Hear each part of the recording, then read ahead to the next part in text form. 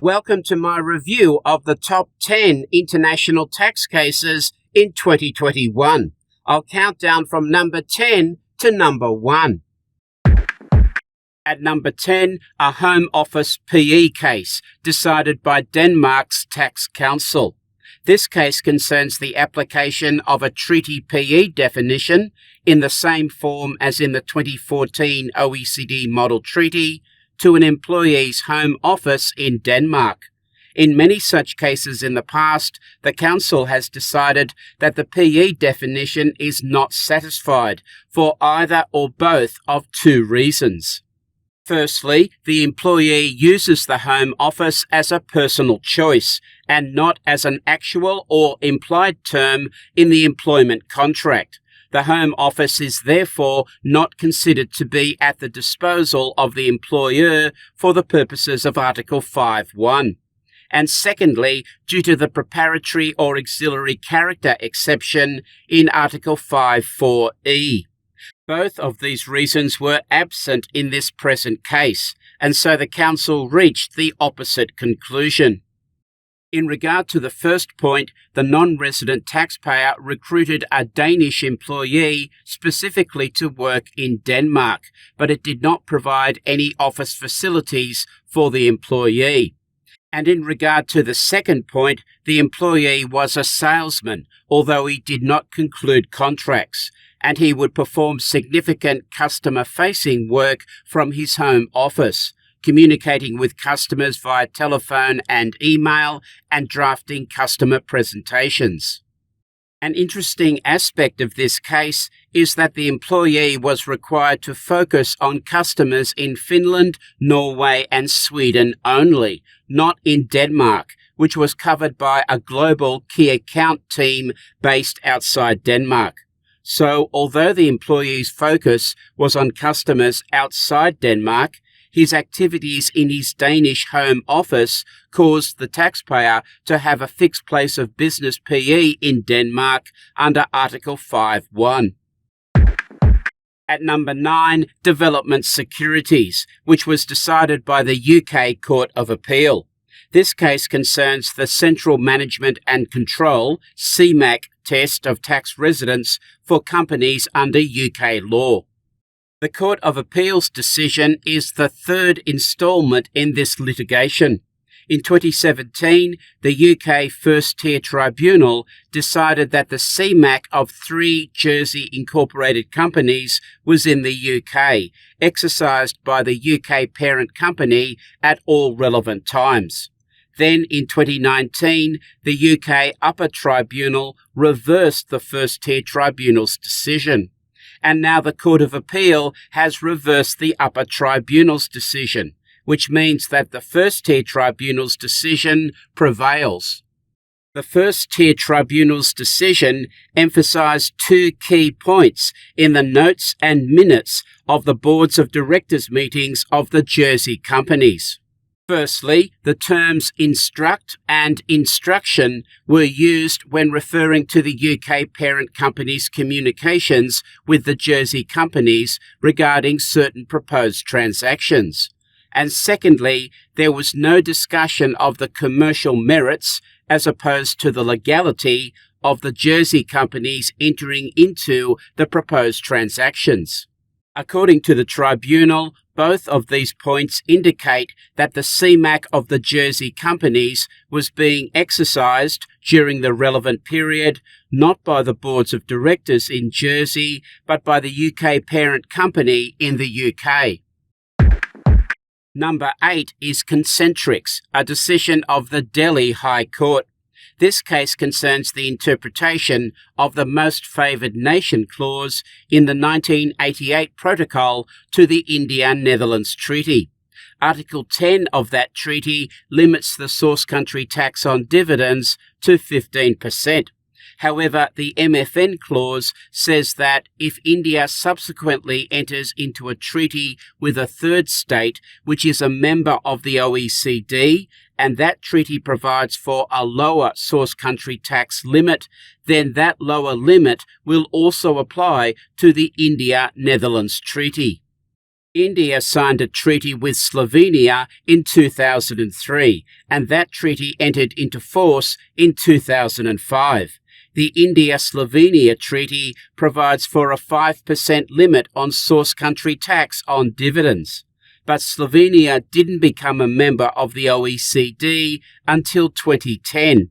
So the issue in the case was whether the MFN clause should be interpreted as applying only to treaties with third states which are members of the OECD at the time the treaties are entered into, or whether it applies also to treaties with third states which become members of the OECD after the time the treaties are entered into. The court decided that the MFN clause was triggered by the India-Slovenia Treaty, and thus the 5% rate applies. It reached that decision because in 2012, the Netherlands tax authorities issued a decree which reached that conclusion. And based on the so-called principle of common interpretation, the Delhi High Court decided that it should adopt the same view. At number 7, Singtel, which was decided by Australia's Federal Court. This is a transfer pricing case in regard to outbound interest. It concerns a multi-billion-dollar loan from a Singapore company to its Australian subsidiary. In considering whether the interest on the loan satisfied the arm's length principle, the court's response to the parent guarantee issue is interesting. The issue was whether, in benchmarking the actual interest against the interest which would reasonably be expected to be charged on a hypothetical third-party loan, do you assume that a parent company guarantee would be provided to the third-party lender? A similar issue arose in the Chevron case, which was decided by the full federal court in 2017. In that case, the court assumed there would be a parent guarantee on the hypothetical third-party loan because that was the established policy in the Chevron group. A key difference in the Singtel case is that it was not established that the group policy was to provide parent guarantees on third-party loans. Nevertheless, the court decided that a parent guarantee should be assumed, largely based on the significant difference in interest rates between guaranteed and unguaranteed loans. In other words, it would be commercially rational to provide a guarantee. However, the court decided not to impute a guarantee fee, which would have at least partly replaced the reduction in interest expense. Although the court accepted the theoretical possibility of a guarantee fee, it decided that the taxpayer had not provided sufficient evidence to support the existence of the fee and its quantum. And at number 6, Toulouse, a decision of the US Tax Court. This case concerns the applicability of the foreign tax credit provisions in the France-US Treaty and the Italy-US Treaty to the US net investment income tax, which is a form of income tax. In particular, the US domestic law provisions in regard to net investment income tax do not provide for a foreign tax credit, although these provisions don't state that a foreign tax credit is not available. They're just silent on the point. And so the issue in the case was whether the taxpayer could instead obtain foreign tax credits under the two treaties. The foreign tax credit provisions in the two treaties include two key restrictions. The first is in accordance with the provisions of the law of the United States, and the second is subject to the limitations of the law of the United States. The court interpreted the first restriction in accordance with the provisions of the law of the United States as requiring that the US domestic law must expressly allow a foreign tax credit. If it does not and is merely silent on the point, which is the case here, then the restriction is not satisfied. This interpretation has been criticized by several commentators. At number 5, the Molinas case decided by the Supreme Court of Argentina. This case concerns the issue of whether Argentina's domestic law GAR legislation can be used to deny treaty benefits under the Argentina-Chile Treaty, despite the fact that the treaty contains no reference to anti-avoidance or anti-abuse rules. This is an interesting question because under Argentina's constitution, treaties are superior law to domestic legislation. Notably, the court held that in this particular case, the GAR rules can be used to deny treaty benefits. The facts in this case involve the interposition of a tax-favoured vehicle in Chile, a business platform company, or BPC. Here's a simple example showing the benefits of interposing a BPC in a share ownership structure. On the left, an Argentina company directly holds the shares in operating companies resident in non-treaty countries. The dividends received by the Argentina company would be subject to Argentina income tax.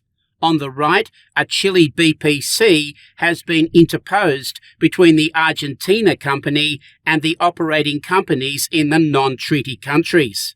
Under the special BPC rules, dividends 1 and 2 are not subject to tax in Chile, and under Article 11 of the Argentina-Chile Treaty, dividend number 2 is exempt in Argentina, so the result is double non-taxation.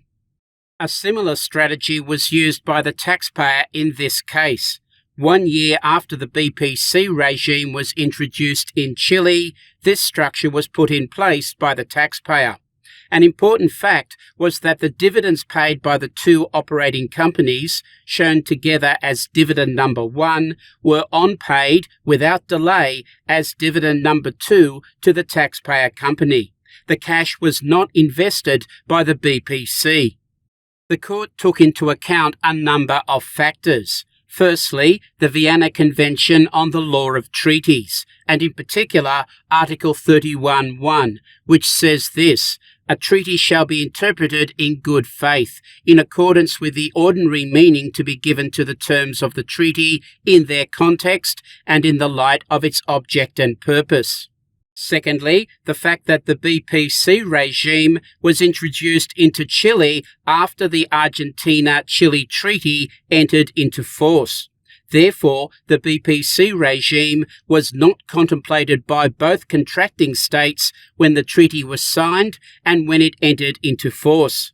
Thirdly, the fact that this particular structure would allow double non-taxation of the taxpayer company's dividend income. And finally, the fact that Argentina's domestic law GAR applies a substance over form principle. Based on these factors, the court concluded that the correct interpretation of the treaty is that Article 11 does not apply to dividends paid by a Chile BPC, which in my opinion is surprising given that treaties are superior law. The preamble in the Argentina-Chile Treaty merely describes it as a convention for the avoidance of double taxation, which is not the same thing as the avoidance of double non-taxation. And there's nothing in Article 11 to suggest that it does not apply to dividends paid by all Chile resident companies. Number 4 is Mondelez, a decision of Spain's National Court. This case concerns the PE definition in the Spain-Switzerland Treaty. As you know, for many years, Spanish courts have adopted an expansive interpretation of PE definitions in treaties, including notable Supreme Court cases such as Roche and Dell. The Mondelez case continues that trend. The case concerns a centralized supply chain structure within the Mondelez Group. The principal company is resident in Switzerland, and there are 3 group companies in Spain: a toll manufacturer, a distribution company, and a service company. The court highlighted several aspects of the structure. The 3 Spanish companies operate exclusively with the principal, and they act under the instruction of the principal. The principal owns all the raw materials, work in progress, containers, and finished goods. The principal, on a regular basis, uses the premises of the three group companies. However, there's no elaboration on the form of this use. And all of the risks are borne by the principal, except for risks arising from non-compliance with the principal's instructions. The definition of PE in Article 5 of the Spain-Switzerland Treaty is relevantly the same as in the 2014 OECD Model Treaty. The court held that the principal had both a fixed place of business PE in Spain and also a contract concluding agency PE in Spain. The court's decision in regard to both types of PE, particularly the contract concluding agency PE, applies a substance over form approach, which has been used by Spanish courts in earlier cases on PE definitions. At number 3, Adams Challenge, a decision of the US Tax Court. This case concerns the business profits article and the non-discrimination article in the UK-US treaty. The taxpayer is a UK company with a PE in the US. It did not file US income tax returns on a timely basis. Under a provision introduced into the US tax law in 1928, that failure to timely file its income tax returns means that the UK company is denied all deductions in determining its taxable profits. Importantly, this provision applies only to foreign corporations. The court needed to address two interesting treaty issues. Firstly, does Article 7 permit the domestic law provision to operate to deny all deductions to the UK company? And secondly, if so, does the provision breach the non-discrimination article? The court's decision provides a good discussion of the interaction between the US income tax law and double tax treaties which the US is party to, and in particular how to interpret both to avoid an apparent conflict. As you know, under US law, domestic statutes and treaties have equal status. In the end, the court concluded that Article 7 does permit the domestic law provision to operate to deny all deductions to the UK company, and that there is no breach of the non-discrimination article. Number 2 is GE Financial Investments, which was decided by the UK First Tier Tribunal. This case concerns three important issues in the UK-US treaty: the definition of resident in Article 4.1, the application of the phrase carries on business in the US in Article 11.3, and the meaning of the phrase in accordance with this convention in the foreign tax credit provision Article 24.4. In regard to that part of the definition of resident in Article 4.1, which says, by reason of any other criterion of a similar nature, the tribunal held that it was insufficient to show that a company is subject to tax in a contracting state on a global basis. In addition, it must be shown that the company has a relevant connection or attachment to that contracting state. The tribunal held that the fact that the shares in a UK company and a US company were stapled did not provide the UK company with a sufficient connection or attachment to the US. The tribunal held that the phrase carries on business in the US in Article 11.3 does not apply to a passive, sporadic, or isolated activity, which is how it described the activities in the US, in this case, in regard to the holding of 5 intragroup loans. And the phrase, in accordance with this convention in the foreign tax credit provision, Article 24.4, does not require the basis for the US tax to conform to the treaty. It merely requires that the amount of US tax does not exceed the amount which is permitted by the treaty. And my number 1 international tax case in 2021 is Alta Energy, a decision of the Canadian Supreme Court. This case concerns the impact of a domestic law GAR in a treaty shopping situation.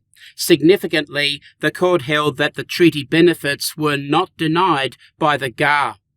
The treaty shopping in this case was the use of the taxpayer, a Luxembourg company, in a corporate restructure to acquire the shares in a Canadian resources company. And after owning the shares for a short time, the taxpayer sold the shares to a third party for a significant profit. The taxpayer claimed that it was exempt from Canadian tax on the profit by virtue of the capital gains article in the Canada-Luxembourg Treaty. It was clear on the facts that the taxpayer was incorporated and used in these transactions for the sole purpose of securing the treaty exemption from Canadian tax. There are two important preliminary points to note. Firstly, Canada's GAR, if it applies to a particular situation, overrides Canada's treaties. And secondly, the GAR was introduced into domestic law many years before the Canada-Luxembourg Treaty was signed. But the key issue was whether the GAR applies to this particular situation. One of the conditions for GAR to apply is that the transaction is abusive. In the context of a double tax treaty, that means that the transaction defeats the object, spirit, or purpose of the treaty. And so in this case, the fundamental issue was whether the use of the taxpayer defeated the object, spirit, or purpose of the Canada-Luxembourg Treaty. The majority in the court held that it did not. To identify the object, spirit, or purpose of the treaty, the majority focused on identifying the common intention of the two contracting states when they signed the treaty in 1999. And importantly, this should not be influenced by the 2021 international sentiment against treaty shopping. They concluded in this way: the absence of any anti-avoidance measure in the treaty that would have limited access to the capital gains exemption in a treaty with a country known for not taxing capital gains leads us to believe that Canada weighed the pros and cons and concluded that its national interest in attracting foreign investors using Luxembourg to take advantage of the exemption outweighed its interest in collecting more tax revenues on such capital gains. This choice must also have been motivated by the fact that Canada was not keen on going its own way at a time when the international community was not yet as serious about curtailing treaty shopping as it was during the years leading to the signature and ratification of the MLI in 2017, and as it has remained to this day. The fact that the capital gains may not be taxed in Luxembourg, leading to double non-taxation, and the fact that conduit corporations can take advantage of the exemption are tax planning outcomes consistent with the bargain struck between Canada and Luxembourg. So that's my countdown of the top 10 international tax cases in 2021. Copies of all 10 of these cases are available. Just click on the links.